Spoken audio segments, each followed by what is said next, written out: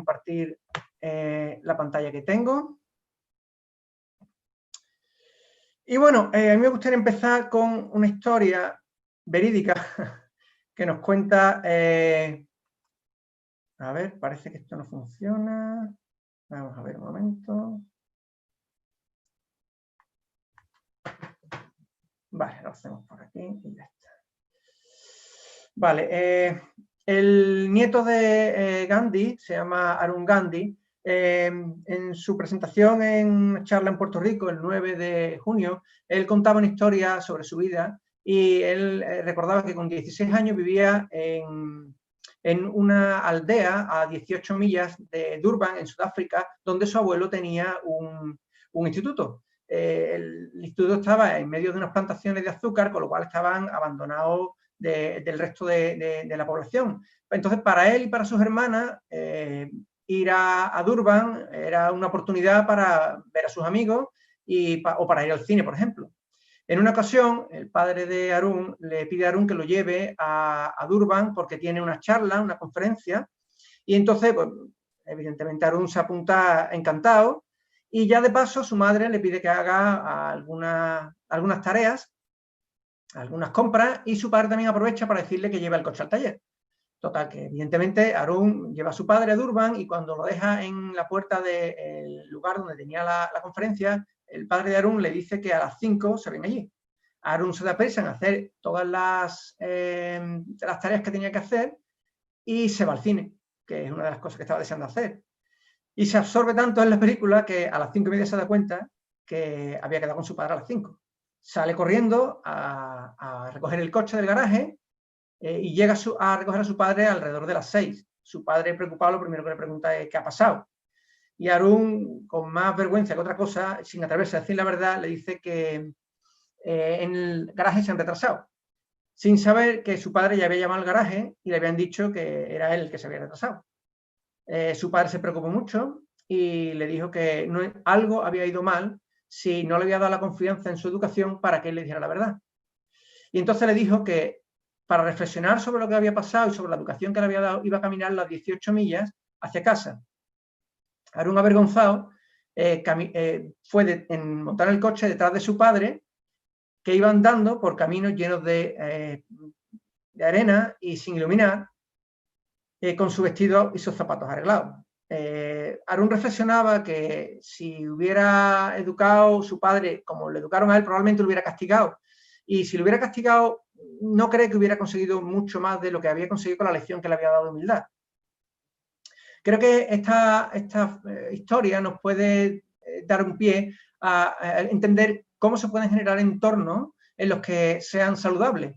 En este sentido no me refiero a entornos saludables solamente físicamente. Un entorno saludable debe ser también mentalmente, ¿vale? Entonces, en este sentido, creo que debemos de reflexionar también, ya que somos entrenadores, de cuáles son nuestras funciones como entrenador. La verdad es que tenemos muchas funciones, nosotros somos, pues, gestores, planificadores, taxistas, psicólogos, pañitos de lágrimas, en fin. Pero si tuviéramos todos que reflexionar sobre cuál es el elemento principal, yo creo que todos llegaríamos a la conclusión de que tendría relación nuestra función con la enseñanza y la educación. En este sentido, si reflexionamos sobre cuáles son los elementos que tradicionalmente se han tenido en cuenta en el entrenamiento, pues parece que principalmente se ha considerado al entrenador como la persona que tiene el conocimiento, que tiene la obligación de transmitirlo, que cuanto más transmite, más aprendizaje hay, y que además tiene que centrarse en el error y castigar el error constantemente. Si no se hace esto, parece que el entrenador no está haciendo su función, ¿verdad? Sin embargo, yo creo que debemos de reflexionar sobre cómo aprendemos. Si nosotros nos quedáramos en este estilo tradicional, sería como si hiciéramos viajes como lo hacía yo con mi padre, cuando íbamos al pueblo de mis abuelos, que era Calamocha. Desde Sevilla eran 800 kilómetros, lo hacíamos en un 850. Bueno, ahora mismo, gracias a Dios, tenemos coches con motores más grandes, motores de inyección, con frenos ABS, con navegadores, y quizás debemos de tender a pensar en cuáles son los modelos de enseñanza que tenemos ahora. La neurología nos ha dado la oportunidad de conocer el cerebro y saber cómo se están produciendo los aprendizajes a día de hoy. En este sentido, el aprendizaje, según el neuropsicólogo Álvaro Bilbao, pues es simplemente la conexión entre una neurona, como puede ser, por ejemplo, lanzo los brazos, con otra que es paso el balón con fuerza. En este sentido, este enlace se establece cuando hay un refuerzo. Y digo refuerzo y no digo castigo. Porque lo que nos dice la neurología es que el enlace se establece con un refuerzo. ¿Cómo se establecen estos refuerzos? Bueno, pues estos refuerzos se establecen de diferentes maneras. Primero, todos hemos aprendido imitando. El primer referente que todos tenemos es a nuestro padre. Nuestro comportamiento, nuestra forma de ser, está íntimamente relacionada con cómo se comportaban y cómo estaban nuestros padres. En este sentido, cobra mucha importancia nosotros como entrenadores, ya que somos un modelo a seguir. Sin embargo, esto además ocurre también en el deporte, porque la mayoría de los deportistas a quien imitan es a sus ídolos. Y sus ídolos puede ser el jugador del primer equipo o puede ser el jugador de los All Blacks, que en ese momento es el puntero. Con lo cual, lo que hagan ellos, nosotros los jugadores lo van a repetir.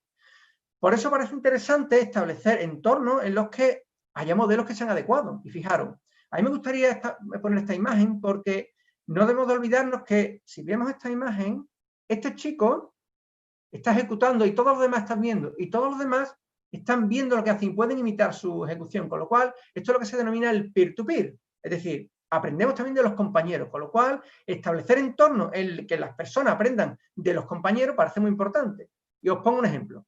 Si yo llego como entrenador y le digo a un jugador, mira, os voy a explicar cuál es el pase de spin, y yo lo hago, para los menores parece obvio que una persona desarrollada físicamente, con mucha experiencia deportiva, haga un pase de spin correcto.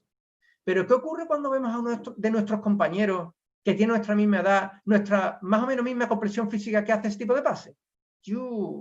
Parece que yo sí tengo más capacidad para hacerlo. Y además se establece esa rivalidad en la que tengo que hacer.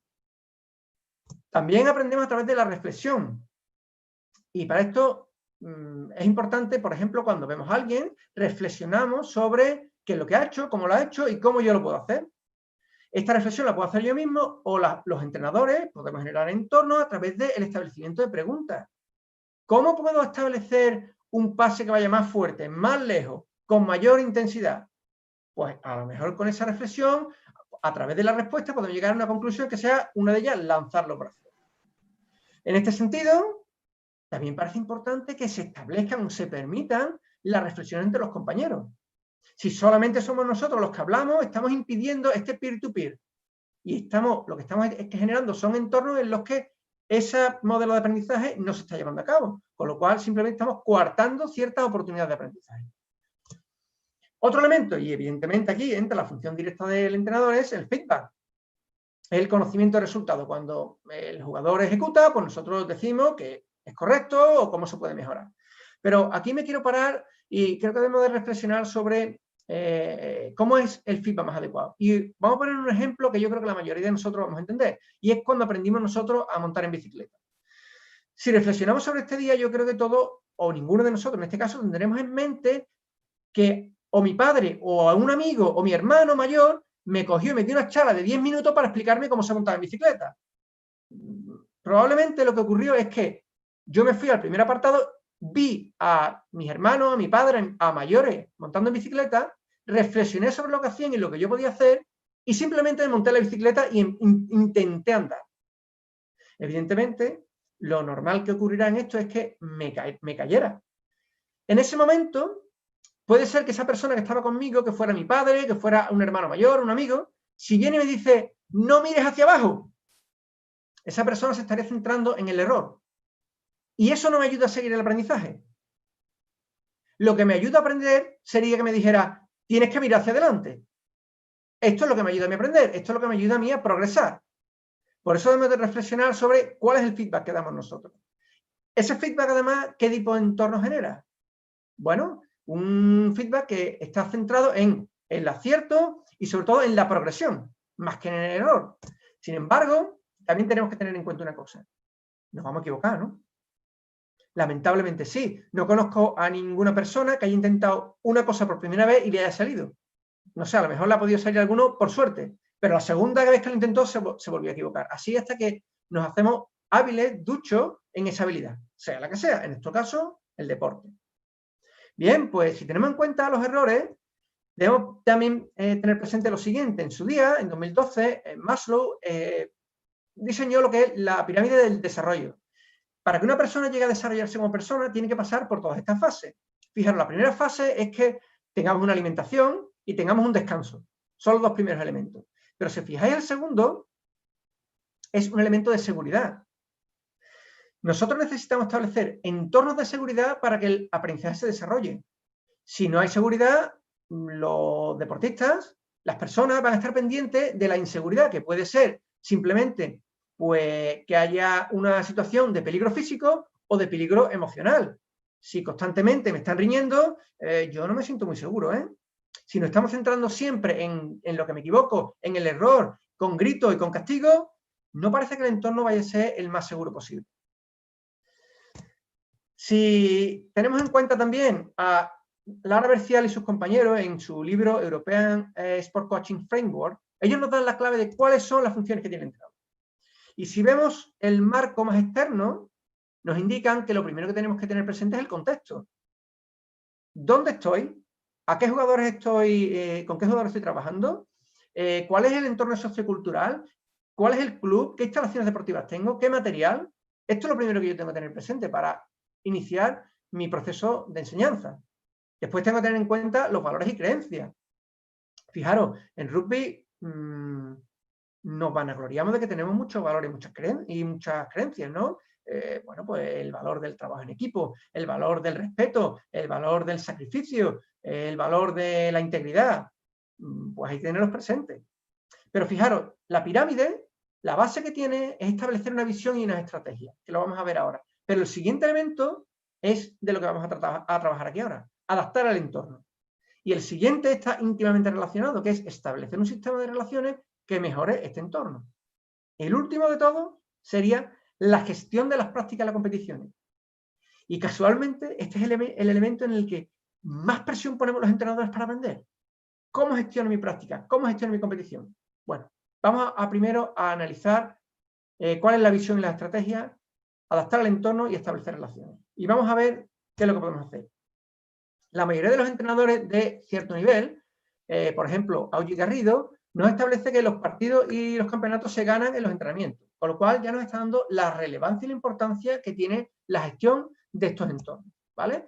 Si vemos a otro conocido autor, Wade Gilbert, nos dice que en función de cómo el entrenador diseñe su sesión, depende de cómo los deportistas van a aprender y además afecta directamente a su implicación en la misma.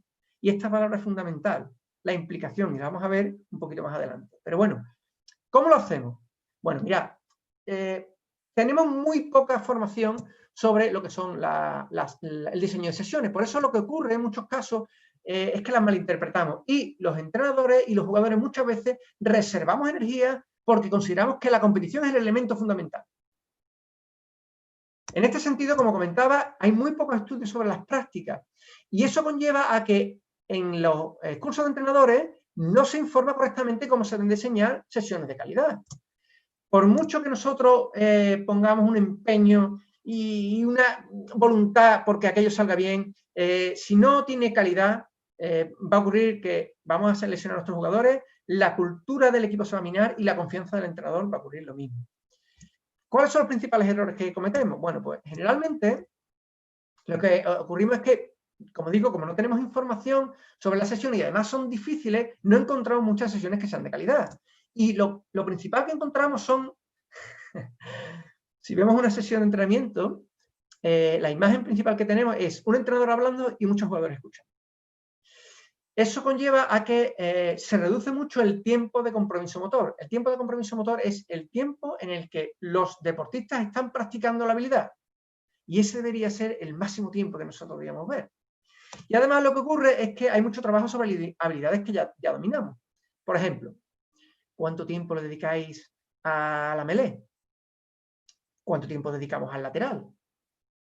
¿Cuánto tiempo le dedicamos al lateral a 5 metros?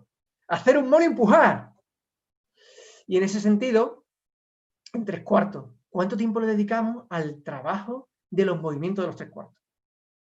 Y sin embargo, ¿cuánto tiempo le dedicamos nosotros al breakdown, por ejemplo? Y creo que es una de las charlas que vais a tener más adelante. Tenemos que sopesar ese tiempo, tenemos que establecer la balanza porque dedicamos mucho tiempo a cosas que ya sabemos y no tanto a habilidades que debe saber un 3/4, como es, por ejemplo, el juego en el espacio, saber confrontar un contrario con y sin balón, el saber pasar en el espacio con pases largos, pases offload, el saber hacer cualquier tipo de evasión. Y este es el trabajo que tiene diariamente el 3/4.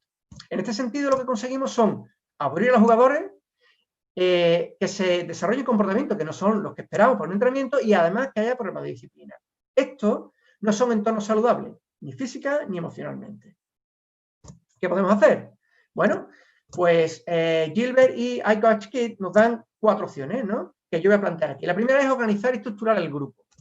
La segunda es transferir responsabilidad. La tercera es mantener a los deportistas física y mentalmente activos en la sesión. Y por último, crear actividades y juegos que sean competitivos. Bueno, vamos a verlo uno a uno. El primero. Vamos a organizar y estructurar el grupo. Para organizar y estructurar, yo creo que debíamos de pensar en el establecimiento del objetivo. Y si reflexionamos sobre un entorno que sea exitoso, yo creo que nadie pensaría que los All Blacks no es uno de ellos, ¿no? Y en este caso voy a poner una cita de Andrew Mertens. Andrew Mertens, para el que no lo conozca, fue apertura, los más jóvenes probablemente no lo conozcan. Los más veteranos como yo, para nosotros era un ídolo. Era apertura de los All Blacks y aunque quizá no era muy habilidoso en defensa, tenía una gran visión de juego y una excelente patada. Él era uno de los líderes del equipo y para él, él consideraba que para que todo el mundo vaya en la misma dirección, tienes que tener una fuerte disposición, la misma dirección, ¿vale? Y que haya fuertes conexiones. Con lo cual ya nos está dando 2 claves. La primera es la dirección y la segunda son las conexiones.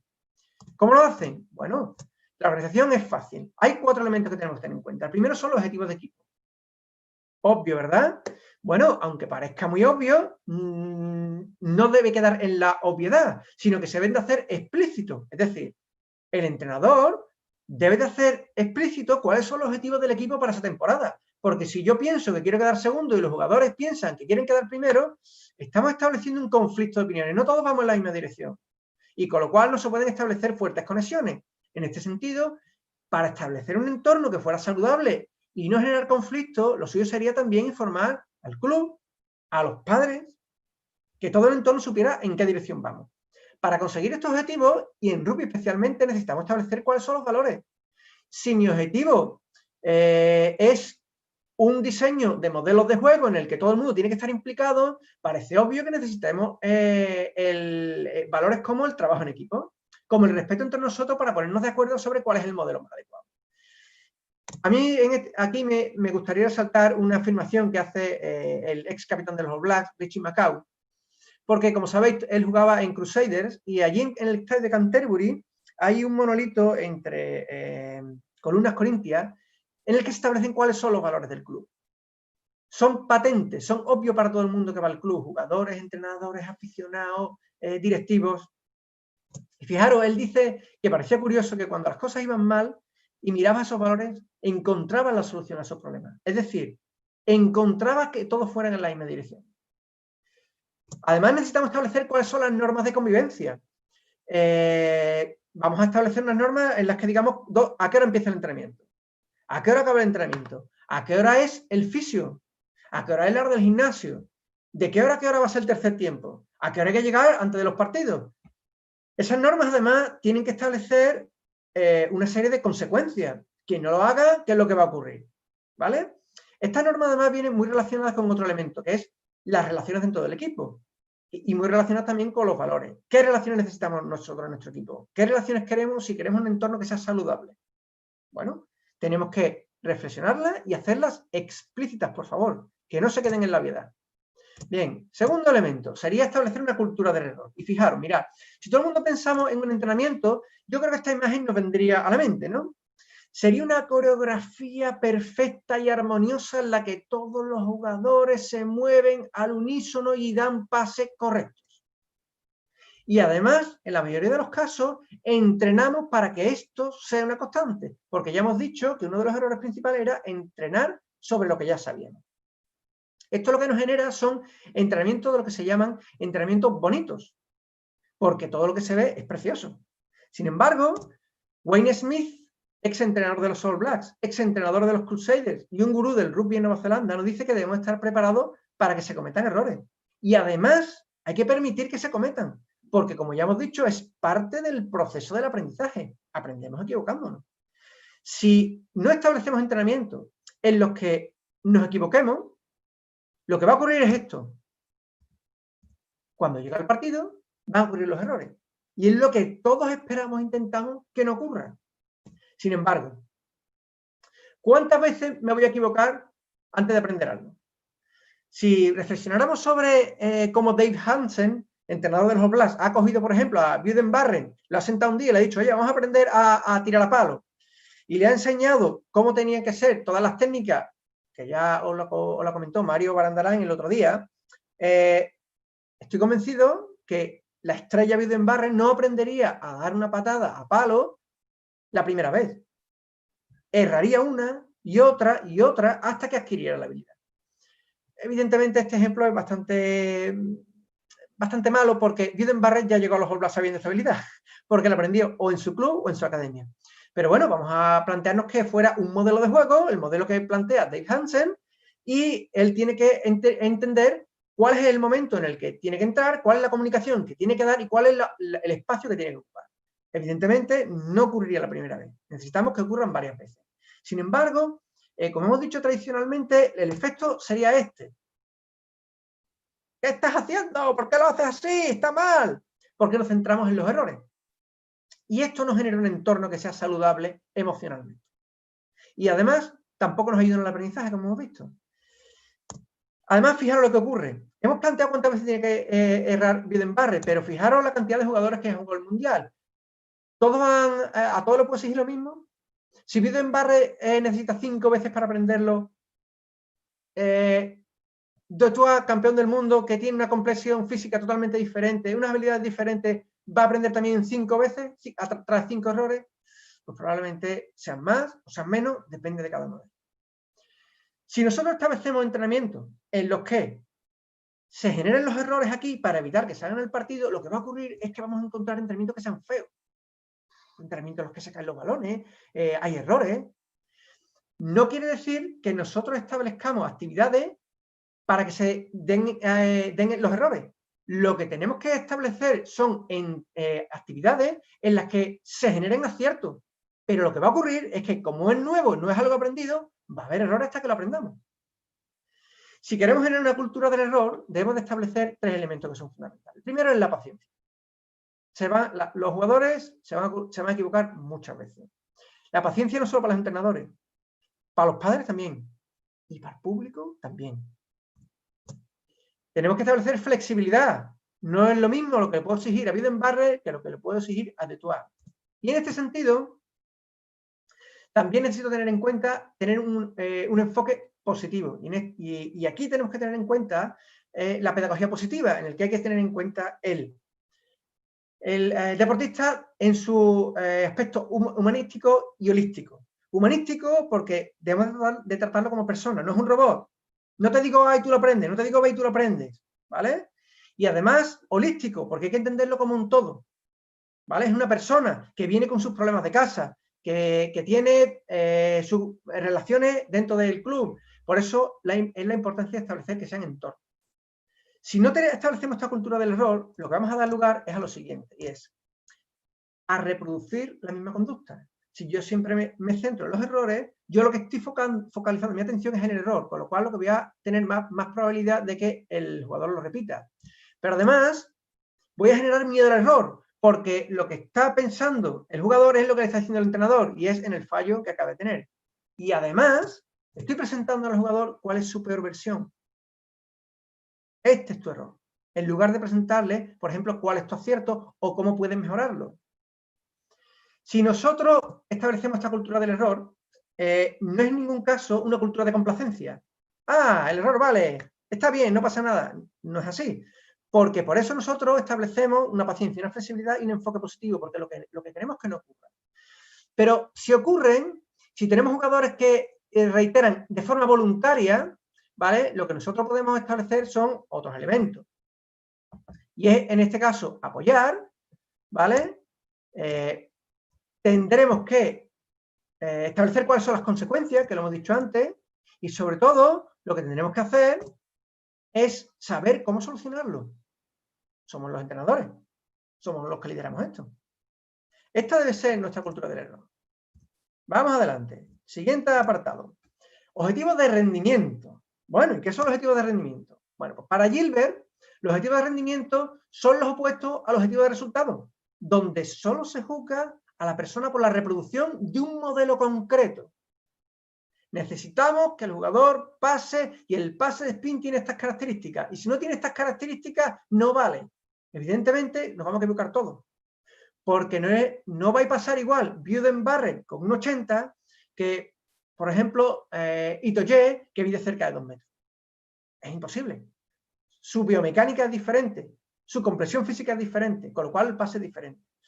En ese caso, lo que tenemos que establecer son actividades que supongan un reto, actividades que sean alcanzables, realistas y que sean específicos. Y fijaros, a pesar de todo esto, como hemos dicho, y hemos establecido una cultura del error, los errores se van a dar. Sin embargo, los errores, como hemos dicho, no son más que parte del proceso. Y en vez de determinar si se ha conseguido o si no ha conseguido, nuestro enfoque tiene que ser, estamos en proceso, aún no se ha conseguido. Porque esto lo que da a los jugadores es una mentalidad de desarrollo. Si yo te digo que no lo has conseguido, no sé si voy por buen camino, no sé si tengo las capacidades, no sé si este es el ejercicio correcto que tengo que hacer, no sé si está la técnica adecuada. Pero si yo digo que no lo has conseguido aún, estoy determinando a la persona que tiene capacidad, de que vamos por el buen camino, de que está la progresión y que lo puede lograr. Y esto genera un entorno que sea de calidad, un entorno de calidad, de una calidad que sea positiva. Bien. Ya hemos tenido en cuenta cómo podemos organizar el grupo, pero vamos a ver el siguiente elemento, y es transferir responsabilidad. Fijaros, y el primero me quiero parar en esta palabra que es empoderamiento, pero para ello vamos a ver otra que la utilizamos los entrenadores y que para nosotros es un talismán, y es la motivación. La motivación es fundamental y todos los entrenadores tenemos que trabajar en dirección a la motivación, ¿vale? Y si nos preguntan a los entrenadores qué es la motivación, bueno, parece un elemento difícil de interpretar. Vamos a utilizar, por ejemplo, a David Hatfield, ¿vale? Un psicólogo del deporte, y él nos da 3 elementos en una persona que está motivada. El primero es que tiene una dirección, que emplea un esfuerzo y que emplea una constancia. Bueno, ya podemos tener un poquito más claro que es una persona motivada. Vamos a ver ahora qué es empoderar. Empoderar, la palabra empoderar no significa más que dar poder. En este sentido, lo que nosotros podemos hacer es dar poder en el ámbito deportivo. Pero también, si lo hacemos así, damos poder en las decisiones de las necesidades básicas. Fijaros, en el ámbito deportivo hemos dicho que si organizamos, tenemos que hacerlo en 4 elementos. Los objetivos del equipo, los valores del equipo, las normas y la relación.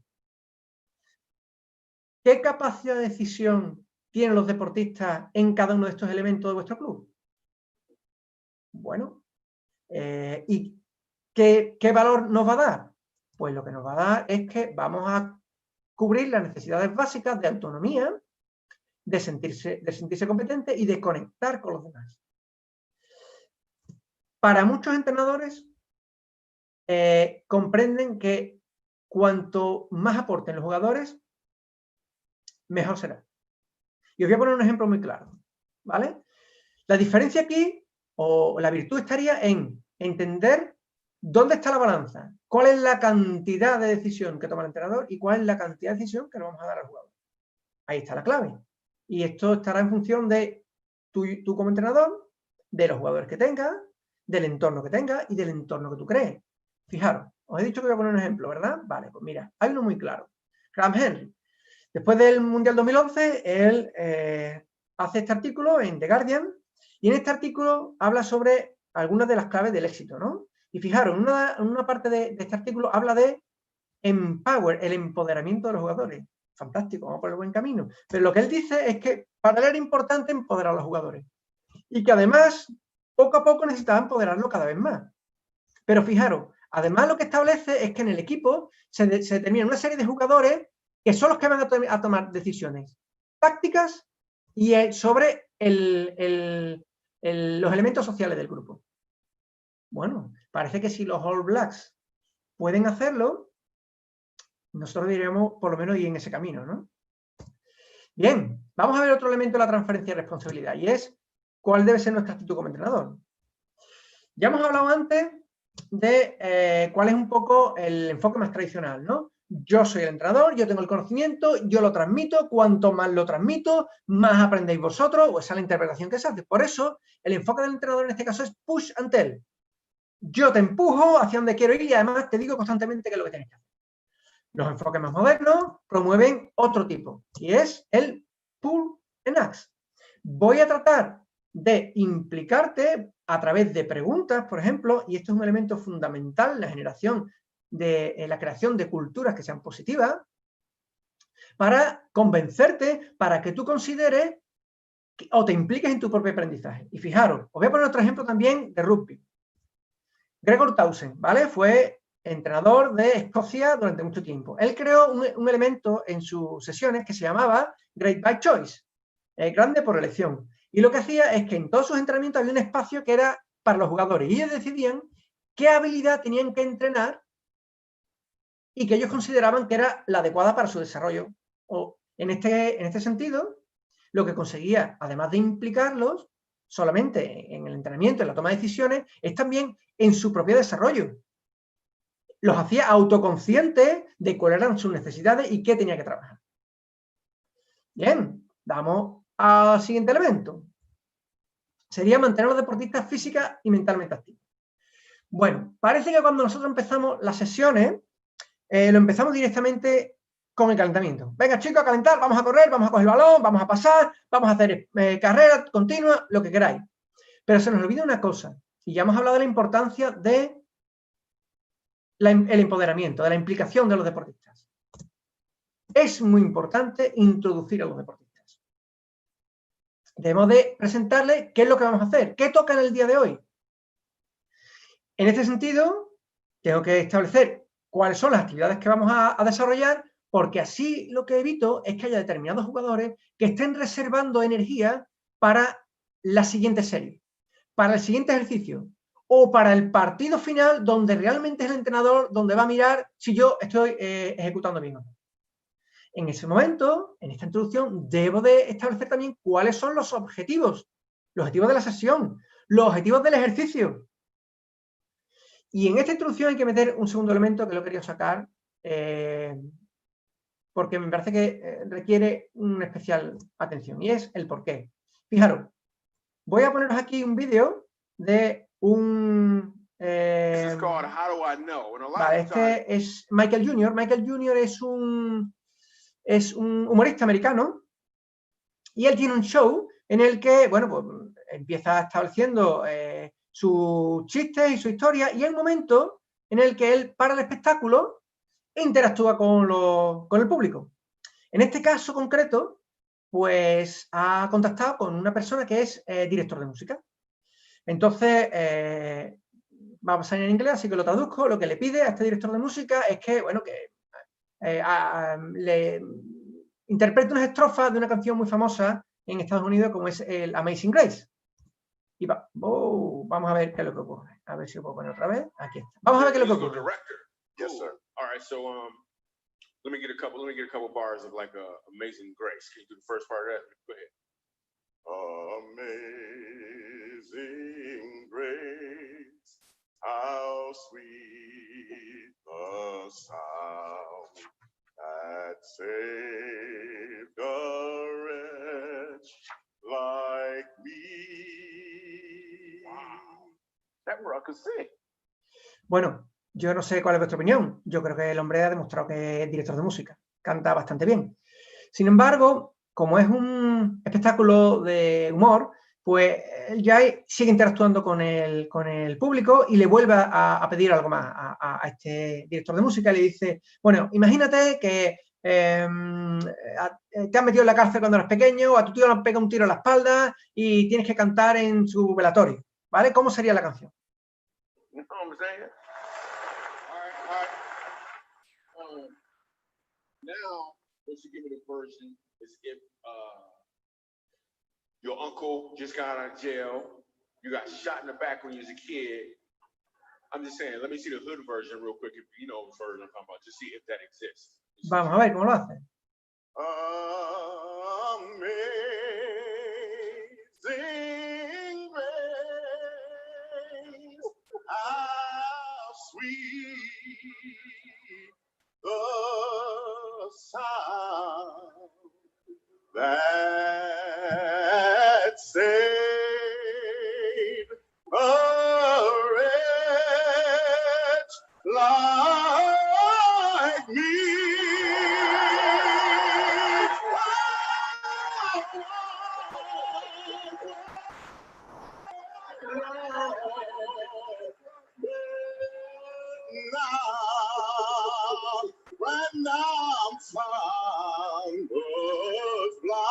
No lo paran, ¿eh?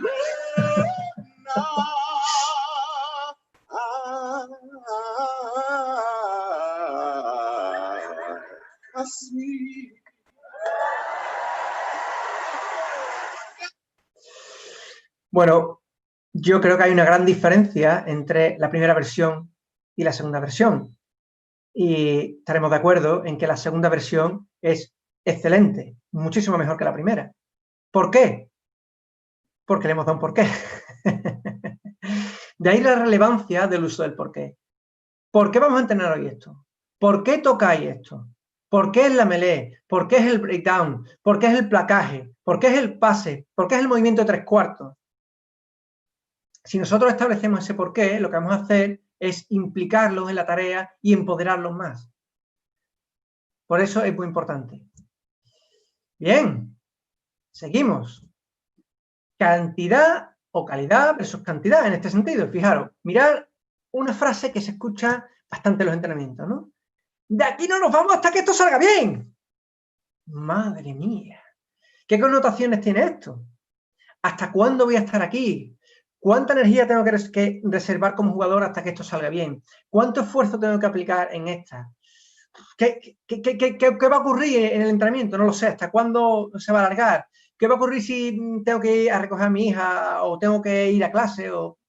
Mira, os voy a presentar una investigación de Williamson y Valentine en 2010 que hicieron con pianistas. Ellos cogieron una serie de pianistas muy buenos y les dieron unas partituras de Beethoven, que las partituras de Beethoven en piano son realmente difíciles. Y les dijeron que las aprendieran. Se grabaron el aprendizaje de cada uno de estos pianistas y una vez que lo hubieron aprendido, había un grupo de expertos que valoraron quiénes eran los que mejor interpretaron la partitura. Una vez que eligen a los mejores, revisan cómo han trabajado cada uno de ellos. Y uno de los elementos más característicos que encuentran es que no son los pianistas que más tiempo han empleado los que mejor rendimiento han sacado después. Es decir, no por mucho entrenar vamos a mejorar. Lo importante de esto es que hagamos entrenamientos de calidad, que nuestros entornos sean de calidad, que nuestras sesiones sean de calidad. Y para eso debemos tener en cuenta lo siguiente. Primero, que sea segura física y emocionalmente. Es decir, si el terreno de juego, por ejemplo, tiene agujeros, lo normal es que el jugador esté más pendiente de no pisar para torcerse el tobillo a desarrollar la habilidad que estamos trabajando en ese momento. Pero igualmente no puedo estar pendiente de si otra vez me va a gritar el entrenador o me va a decir que lo he hecho mal, sino que tengo que centrarme en lo que tengo que hacer. De ahí que en la bicicleta dijéramos, mira hacia adelante en lugar de no mira hacia abajo. Pero además también tenemos que tener en cuenta, en la seguridad, tenemos que analizar qué tipo de jugadores tenemos. Y para eso tenemos que tener en cuenta cuál es el desarrollo del deportista a largo plazo. ¿Cuáles son las habilidades que le toca al deportista en este momento? Tenemos que tener presente que tenemos que preparar para aprender. En muchos casos damos por hecho que los deportistas tienen que venir, tienen que estar en el minuto 1 del entrenamiento preparados y listos para aprender. Fijaros, físicamente sí, por eso establecemos el calentamiento, pero ¿y mentalmente? ¿Qué hacemos para prepararlos mentalmente? Bueno, yo ya os he dado algunas pistas. Vamos a tener en cuenta esa introducción. Vamos a comentarle cuál va a ser el esquema de entrenamiento, qué partes tiene, cuáles son los objetivos y darle el porqué. Pero fijaros, en la preparación no es solamente para la sesión de entrenamiento, también es para la temporada. No podemos esperar que los jugadores lleguen el día 1 de pretemporada listos física y mentalmente. De nuevo ocurre lo mismo. Físicamente lo tenemos presente y establecemos una progresión física hasta que están físicamente preparados para la competición, pero quizá mentalmente no tanto. En este sentido, debemos de diseñar nuestras primeras sesiones más largas, porque necesitamos más tiempo para explicar y comprender las técnicas, las habilidades, las estrategias, las tácticas que vamos a llevar a cabo durante la temporada.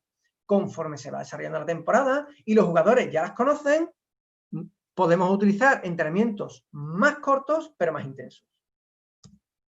Debemos tener presente también que las habilidades básicas son fundamentales. Fijaros, la charla del otro día de Mario Barandarain es muy importante, porque hablaba de dos habilidades que parecen redundantes, el pase y el placaje.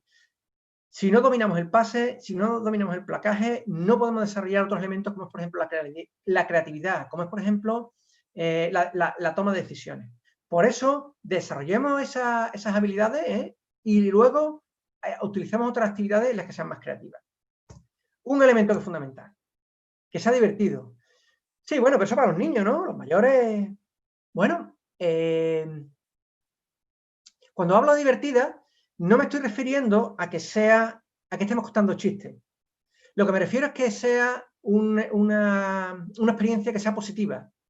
Pues que haya aprendido, que haya establecido buena conexión con mis compañeros, que hayamos mejorado como grupo. Eso hace que sea divertido. En este sentido, un profesor de la Universidad de San Isidoro, Andrés Robles, trabajó su tesis sobre los judokas olímpicos. Y uno de los condicionantes que mantenía a los judokas olímpicos entrenando día a día era que encontraban diversión en los entrenamientos. Con lo cual, debemos de reflexionar sobre este elemento y trabajar sobre él. Siguiente, debemos de establecer contenido nuevo en cada sesión. Recordaba que decía al principio, trabajamos demasiado sobre habilidades que ya conocemos. ¿Qué hay de nuevo? ¿Qué vamos a aprender hoy? Que sea diferente, ¿vale? Las transiciones tienen que ser rápidas. En este sentido, si diseñamos los entrenamientos, establezcamos el campo. Todos los conos, todos los balones, todos los petos, todos los escudos, de manera que la transición de notas sea lo más rápidamente posible. Si no, lo que vamos a dar lugar es que perdamos la concentración, tengamos problemas de disciplina, ¿vale? Fijaros, no hay nada que motive más si tenemos la posibilidad de cuando un jugador llega a un campo y están todos los conos preparados. Todos los balones, los petos. La sensación que da es lo que se denomina el efecto halo. Todo está bien preparado. Bien, seguimos adelante. Incremento de complejidad. Empezamos por lo más sencillo y poco a poco tenemos que ir, lo más complicado tiene que ir al principio, ¿vale? Porque las habilidades deben de ser, las que tenemos que aprender deben de ser al principio, ¿vale? Por eso en el apartado 5 las habilidades deben de ser al principio, pero eso no quiere decir que sean las más complicadas, sino que debemos de ir complicando poco a poco, ¿vale? La habilidad que tengo que aprender ahora es al principio, pero no tiene por qué ser un ejercicio complicado, tiene que ser sencillo para que lo aprenda, para que no entrene para el error, sino que entrene para el acierto. Sin embargo, poco a poco voy complicando con habilidades que ya vamos conociendo, o simplemente lo voy mezclando con otros elementos que ya he trabajado anteriormente. Y por último, finalicemos con una nota positiva, por ejemplo, que hemos hecho bien. Vale, todo esto nos va a ayudar a generar entornos que sean más positivos, pero recordar una cosa, no existe la sesión perfecta. Fijaros, la misma sesión con los mismos deportistas hoy y mañana puede ser totalmente diferente. Puede ser que mañana vengan los deportistas más cansados, con presión de casa, han cateado exámenes, está lloviendo ese día, los balones ese día no hemos encontrado la llave para abrirlo y hemos tardado más. Con lo cual, diseñar sesiones con la máxima calidad posible, con los elementos que hemos comentado. Pero recordad que no existe la sesión perfecta. Bueno, vamos a lo siguiente. El último de los elementos, crear actividades y juegos que sean competitivos. Y aquí quizá viene un poco la madre del cordero como entrenadores, ¿no? Fijaros, ya hemos establecido un poco lo que era el entrenamiento tradicional, lo que era el moderno, y yo me quiero centrar un poco más para que veamos algunas diferencias, ¿no? En un entrenamiento tradicional, pues nos hemos centrado sobre todo en un enfoque conductista, que es lo que tendiera a la reproducción de un modelo, ¿vale? Este es el modelo y hay que hacerlo así. En este sentido, lo que estamos generando, para conseguir estos modelos, lo que utilizamos son lo que se denominan ejercicios o drills, ¿vale? Y lo que conseguimos con esto es reproducir jugadores autómatas, perdón. Jugadores que replican lo que le decimos que tiene que hacer, ¿vale? Fijaros, un modelo de un ejercicio que podría ser, ¿vale? Con este enfoque. Bueno, tenemos unos jugadores que pasan un balón, puede ser, por ejemplo, el trabajo del pase de spin, ¿vale? Y fijaros que otra vez tenemos una coreografía armoniosa de deportistas que se mueven perfectamente y que todo está organizado y ordenado. ¿Esto quiere decir que no se aprenda? Bueno, evidentemente con este ejercicio podemos refinar nuestra habilidad en el pase spin, por ejemplo. ¿Vale? Claro que lo podemos hacer. Claro que es positivo. Pero si tenemos en cuenta los enfoques nuevos, fijaros, el profesor Richard Bailey dice lo siguiente: solo aprendemos cuando solucionamos problemas. Si no hay resolución de problemas, no hay aprendizaje. Por ejemplo, el ejercicio anterior sería un ejercicio para refinar una habilidad que ya he aprendido. Pero si yo quiero aprender a qué es lo que es un pase largo, yo necesito establecer problemas. Y ahora lo vamos a ver. Por lo que con eso lo que buscamos son jugadores que tomen decisiones.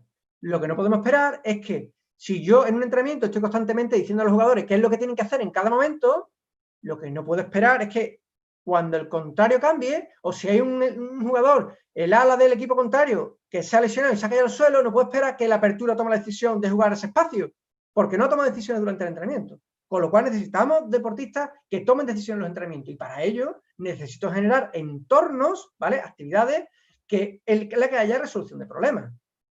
Eso se llaman juegos para la comprensión. Y vamos a ver un ejemplo. También para el pase de spin.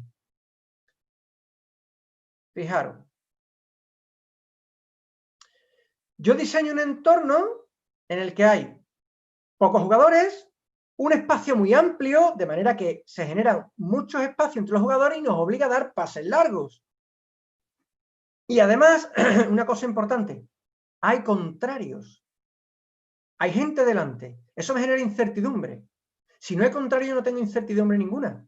Con lo cual, cuando yo llegue al campo y tengo una técnica perfecta que hago como el torero de salón, con un carrillo y dos cuernos, cuando viene el Miura de 500 kilos que viene delante, o viene un samoano, o viene un tongano, o viene un fijiano, o viene un maorí delante mía, la toma de decisiones es diferente. Con lo cual es importante que el entorno sea real. Y ahora vamos a ver un poco más sobre esto. Este puede ser un entorno. Hay toma de decisiones, ¿vale? Hay contrarios. Se genera para que los jugadores tengan que forzar a dar pases que sean largos, puede ser pase spin, o puede ser pase de cualquier tipo, porque no tiene por qué ser el modelo de pase spin que esperamos. Si nosotros hacemos eso, no vamos a conseguir que un día llegue un jugador como Sonny Bill Williams, le dé un porrazo al jugador que tiene delante y haga la espalda atrás y pase el balón por detrás, a una mano. Y eso es lo que necesitamos. Porque la mayoría del tiempo las situaciones son cambiantes. Eso es lo que se denomina la psicología ecológica y la dinámica del sistema. Y va todo enfocado a la pedagogía no lineal, pero hablar de esto nos llevaría otras 3 webinars más. Con lo cual, simplemente con que os quedéis con el concepto, creo que por ahora vamos bien para entender cómo son los entornos que sean positivos. Fijaros, ¿qué características tienen que tener estas actividades? Primero, que tenga un contexto real. Balón, contrario, espacio, hay que meter ensayo, el pase es hacia atrás, eso es un contexto real. ¿Vale? Planteamos un problema. ¿Puedo hacerlo explícito o no puedo hacerlo explícito? Yo simplemente puedo decirle, jugar un tocata en este espacio y a ver cómo pasa en el balón. Y luego, además, lo que tengo que hacer es adaptarlo para el desarrollo de habilidades. Este espacio, este entorno, está diseñado para el pase, para dar pases largos, o por lo menos para trabajar en espacios que sean amplios. Ahora vamos a ver qué hacen los jugadores, cómo lo explotan. ¿Qué ventajas tiene esto? Bueno, pues tiene las mismas ventajas que tiene el drill que hemos visto anteriormente, el desarrollo técnico de la habilidad, pero además el desarrollo táctico, pero además la toma de decisiones y la capacidad de adaptación y la diversión, porque estos juegos son bastante más divertidos que los otros. Y además el empoderamiento, porque le damos la oportunidad a los deportistas que tomen decisiones. Y además la transferencia a la realidad, a un terreno de juego, a un partido. Bueno, segundo elemento. Los entrenadores deben replicar la competición. Y esto es lo que ya estábamos viendo anteriormente, ¿no? Lo que hemos comentado hace un momento. Fijaros, los mejores entrenadores del mundo coinciden en que el entrenamiento debe replicar las condiciones de la competición, ¿vale? Por eso debe tener las características anteriores. En este sentido, mirad, cuando entrenamos con 3/4, ya lo he adelantado, la mayoría del tiempo muchos entrenadores lo dedican al trabajo de lo que son los movimientos de 3/4. Bueno, es un trabajo importante, pero el trabajo de los... ¿Cuántas veces ejecutan los 3/4 un movimiento en un partido? ¿Y cuántas veces juegan lo que se llama el juego en vivo? ¿Cuántas veces? En este sentido, por ejemplo, si hacemos, vamos a remitirnos a la jugada, yo quiero desarrollar la jugada, ¿vale? Entonces yo diseño un ejercicio en el que tengo una jugada que, bueno, parece una jugada bastante bonita, ¿no? Pase un 10, que pasa al 12, por la espalda al 13, al 15 y da el balón al 11, que además puede pasar al 14 si estuviera colocado en su sitio. Pero fijaros la situación que se da con esto. Mirad dónde pasa el 12 y mirad dónde pasa el 10, ¿vale? Todos han pasado por delante de la puesta en juego del balón. En este sentido, no es un contexto real, con lo cual los jugadores están adquiriendo lo que se denominan malos hábitos. En este sentido, lo que necesitamos es diseñar entornos que se repliquen la realidad. Si es posible que sea un partido, si no, por lo menos un espacio lo más similar a una melee en el que se establecen la línea de ventaja y la línea de placaje, de manera que... Y defensores, por favor, no nos olvidemos de los defensores. Así, los jugadores aprenden la jugada en un entorno real. Cómo yo me tengo que mover, cómo tengo que pasar el balón cuando los jugadores contrarios vienen hacia mí, cuando el samoano me está diciendo con una mano apuntando mío, mío, mío, ¿vale? Fijaros dónde pasa el 10, fijaros dónde pasa el 12, todos antes de la línea de placaje. Bien, una vez que hemos entendido esto, tenemos que tener presente una serie de estrategias, ¿no? La primera sería organizar. Yo tengo que, cuando diseño una actividad, tengo que organizar el qué, el espacio, los jugadores, las reglas, el número de contrarios, el número de atacantes. Todo esto es lo que me va a determinar que el entorno favorezca el desarrollo de esa habilidad o no. Centrarnos la atención. Yo tengo que decir que tenemos que buscar los espacios, ¿vale? Si los jugadores, si lo puedo hacer explícito, como hemos dicho, o implícito. Pero si no lo encuentro por ello, ya entonces debo de empezar a dar pistas. Y si no, y además yo puedo mejorar el juego. Por ejemplo, diciendo, doy 5 puntos por cada pase largo. En este caso, además del ensayo, estoy fomentando que la gente de pase, en lugar de, por ejemplo, ver un espacio y decir, ah, aquí me escapo yo. Bueno, ya tenemos un poco la creación de actividades. Y por último, ya hemos hablado del tiempo de compromiso motor. El tiempo en el que el deportista está ejecutando la habilidad que yo quiero que desarrolle. Bien, fijaros que siempre hablo de habilidad, ¿vale? No hablo de técnica, ¿vale? Porque cada uno desarrolla la habilidad a su manera. De ahí lo que decía de la psicología ecológica, la dinámica del sistema o la ecología dinámica, ¿no? Que es el compendio de los dos. Si reflexionamos sobre el drill que nosotros teníamos antes, en este sentido, ¿qué tiempo de compromiso motor tienen estos jugadores? Bueno, parece que bastante, pero aquí tengo gente que su ejecución sobre el pase largo es mínimo, pero además la toma de decisiones también. Sin embargo, si vemos el siguiente, todos ellos están jugando y están tomando decisiones. Puede ser que todos no estén pasando, pero sí están haciendo para que se desarrolle un juego en el espacio. Bien moviéndome, bien comunicando, bien generando indecisiones en el contrario. Igualmente estamos generando toma de decisiones al contrario, con lo cual el tiempo de compromiso motor de todo es máximo. Bueno, ya hemos dado las 4 claves.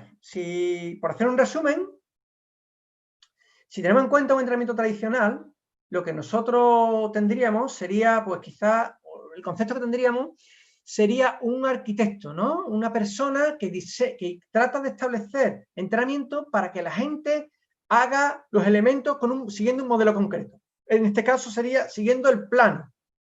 Sin embargo, si nosotros organizamos el grupo, si nosotros transferimos la responsabilidad, si nosotros maximizamos la implicación de los deportistas y si nosotros desarrollamos entornos en los que la habilidad se da, lo que hacemos es que en vez de un arquitecto lo que somos más bien es un jardinero que riega y abona la tierra para que fluya la habilidad por sí solo.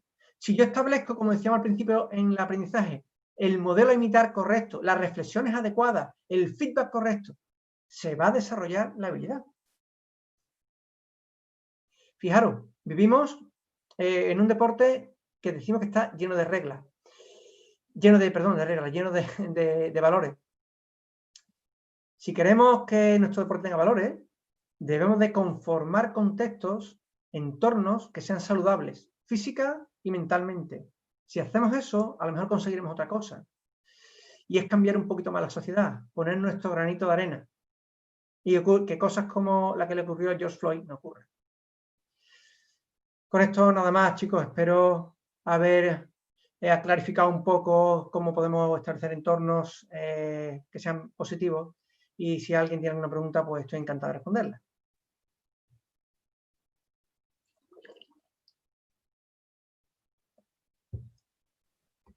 Pues muchas gracias, Guillermo, y te trasladamos un poco las distintas preguntas que hemos ido recibiendo durante la charla. Nos decía Raquel Ortega, nos daba las buenas tardes, la enhorabuena por la charla.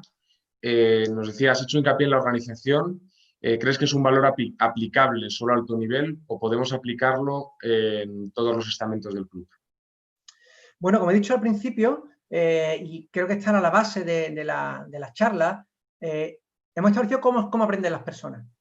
Las personas aprendemos cuando se establecen un refuerzo, es decir, el aprendizaje al final es una neurona que conecta con otra, ¿vale? Para hacer que esas neuronas conecten, lo que tenemos que ayudar a que esas personas la conecten, por eso tenemos que preparar para el aprendizaje. Y la organización es fundamental. Los chicos, si yo fijaros, la organización no era solamente porque fuera importante, porque lo que decía Merten, todo vayamos en la misma dirección, sino porque además hay que implicarlo en esa tarea. Si nosotros los implicamos en esa tarea, hacemos a ellos partícipes de esa toma de decisiones, y con lo cual las normas, la organización no son del entrenador, son nuestras. Y eso hace que yo tome decisiones sobre las mismas y eso hace que yo aprenda. Con los chicos es fundamental. Me parece que es fundamental. Si empezamos con ello, cuando llega senior va a ser mucho más fácil.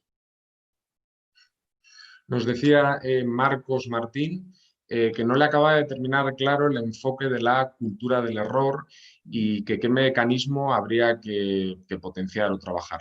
Vale. Lo que hay que tener presente en la cultura del error es, primero, el error va a ocurrir. Y el error tiene que ocurrir para que aprendamos.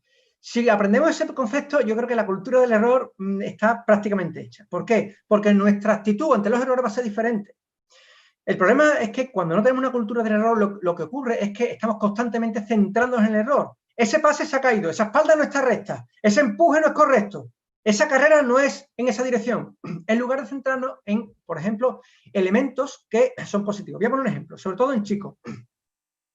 Si estamos entrenando el pase spin, por ejemplo, y se van cayendo balones, y yo le digo a uno de los chicos que ha dado un buen pase largo, en este caso, le digo, Antonio, buen pase largo. ¿Qué va a ocurrir con el resto de los compañeros? Probablemente todos estén pendientes y digan, yo también quiero dar un pase largo, con lo cual me voy a fijar en lo que hace ese jugador para que a mí me refuercen también. Si le hacemos al contrario, yo digo, Antonio, saca las manos cuando recibas el balón. ¿Cuántos se van a dar por olvido? Yo creo que serían relativamente pocos. Porque diría, no, eso es cosa de él, yo lo estoy haciendo perfectamente. En este sentido, si nos centramos en las cosas que son positivas, vamos a hacer que el impacto sea para todo el mundo. Pero además, si cuando haya errores tenemos en cuenta 3 elementos, y yo decía, la paciencia, la flexibilidad y un enfoque positivo, ¿vale? Y esto va en relación a la pedagogía positiva, es decir, tengamos en cuenta a los jugadores de forma humanística, es decir, como en todo, son personas, no son robots. Hoy ha venido y tiene un mal día porque se ha peleado con su padre o porque en el trabajo ha discutido con el compañero o por lo que sea. Pero además, de forma holística. Si me molesta la pierna, lo normal es que me afecte al resto del elemento. No porque me afecte la pierna, no está en conflicto con que yo pase bien. ¿Vale? Estos son los elementos fundamentales de una cultura positiva. Una cultura sobre el error, ¿vale? Poco por esta línea, Guillermo, nosotros, la Federación de Rugby de Castilla y León, aplicamos hace un par de años la no competitividad en categorías inferiores hasta los 14 años. No sé si crees que esto es un factor muy importante en todo esto de la cultura del error, el no enfocar la competición, el no poner la competición en determinadas edades o en determinados puntos de crecimiento de un jugador. Mira, yo creo que tenemos que tener en cuenta una cosa. A mí me hace mucha gracia cuando veo en televisión algunos entrenadores, jugadores que dicen, yo no pierdo ni a las canicas. Es una obviedad. Yo no conozco a nadie que salga a un partido o a cualquier juego a perder. La diferencia no está ahí. La diferencia está, y no solo las federaciones, sino también principalmente los entrenadores, tenemos que poner el foco en cuál es el objetivo de ese partido. Si nuestro objetivo es ganar, va a ocurrir una cosa, y es que si por casualidades del destino vamos perdiendo de 15 puntos y quedan 20 minutos, la motivación de esos jugadores va a ser poca. Probablemente sea tirar la toalla y hemos perdido el partido. Sin embargo, si el objetivo es ganar 5 de las 8 melees, conseguir 3 movimientos 3/4 buenos de todos los que vamos a intentar, estamos estableciendo lo que son objetivos de rendimiento, que era lo que yo comentaba. Y llevar a cabo objetivos de rendimiento es lo único que nos va a permitir llegar al objetivo de resultado, que es ganar un partido. Si yo estoy centrado en que mi jugada salga bien, que ese es mi objetivo del día, tengo más probabilidad de ganar que si yo me estoy centrando en ganar el partido. En este sentido, yo creo que los pequeños deben de estar centrados en mejorar sus habilidades. Están en proceso de desarrollo, en proceso de habilidades. ¿Hasta qué edad? No lo sé. El desarrollo del deporte a largo plazo nos puede dar pistas. Yo estaría de acuerdo que fuera hasta bastante mayores, pero evidentemente también tenemos que cubrir el elemento competitivo y hay muchos clubes que necesitan establecer un ranking y saber quién es el mejor, el peor. Muy bien. José Luis nos dice que qué puede ocurrir en un futuro en nuestro deporte si dejamos ya no solo de hablar de los valores, sino de trabajar en ellos en el día a día. ¿Qué futuro ves a nuestro deporte en ese caso? Prefiero no pensarlo. Evidentemente sería otro deporte, dejaría de ser el rugby. Y aquí hay una cuestión, yo creo que tenemos algunos referentes, ¿no? Y si vemos determinados conflictos que ocurren en campos de fútbol, podemos ver lo que nos puede ocurrir aquí con nosotros. Ya está ocurriendo, ¿eh? Lamentablemente ya está ocurriendo. Antes de la charla comentábamos contigo y con Andrés precisamente cómo estaba la situación, y la situación es cambiante y es problemática. De todo depende hacia dónde nos queramos dirigir. Yo abogo porque el principal valor que tiene nuestro deporte, valga la redundancia, son los valores y tenemos que trabajarlos. Y se trabaja un poco, ¿eh? Hay que reconocer que se trabaja un poco. En este sentido, dejamos los valores a la presión social y no debemos de abandonar la presión social, porque además el único frente de defensa de los valores, digamos el único límite que tenemos ahora mismo son los árbitros. Y no podemos dejar a los árbitros este peso tan grande. Es de todos. Mira, nos pregunta justo un árbitro en este caso, Manuel Raposo, que si crees que contar con un árbitro puede ayudar en el enfoque del entrenamiento moderno para replicar las condiciones de los partidos, para practicar, disculpa.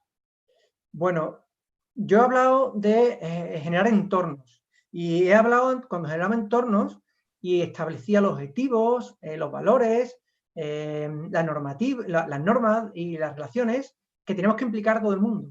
Evidentemente, los hábitos son parte y tenemos que implicarlo en esto. Si tenemos la posibilidad no solo de trabajar con ellos en el campo, sino también de trabajar con ellos en el entrenamiento, sería ideal. Es un elemento más. Y además, si los vemos en el campo, los jugadores van a empezar también a perderle el respeto, no respeto porque no se tenga que tener respeto, sino el respeto de empezar a faltarle respeto. ¿Vale? Tenemos también una pregunta de Carlos que nos dice que si estos tipos de modelos pueden aplicarse a entrenamientos de categorías inferiores o se aplicaría a entrenamientos donde los jugadores ya tengan cierta madurez deportiva. Me vuelvo a reiterar al principio. Lo que he intentado establecer al principio es cuáles son las formas de aprendizaje. El cerebro aprende de esta manera. Y de esta manera aprenden senior, sub-23, sub-20, sub-21, sub-14, todo el mundo aprende así. Con lo cual, el entorno debe ser así. He puesto dos ejemplos senior. Pero si en algún sitio parece importante establecer culturas de calidad y culturas positivas, es en categorías inferiores, porque estamos estableciendo valores. Es la base. A lo mejor en equipos senior, que parecería que hay, bueno, elementos crematísticos, pues esos valores se perdieran, porque prima el resultado sobre el rendimiento. Sin embargo, vemos que los All Blacks trabajan así y son los mejores del mundo. Y sin embargo, vemos que, bueno, no porque vayan al Mundial, sino porque en general están en el top, ¿no? Y Gregor Tausen, otro entrenador. Hay muchísimos ejemplos, he puesto dos de ellos, pero hay muchísimos ejemplos de esto.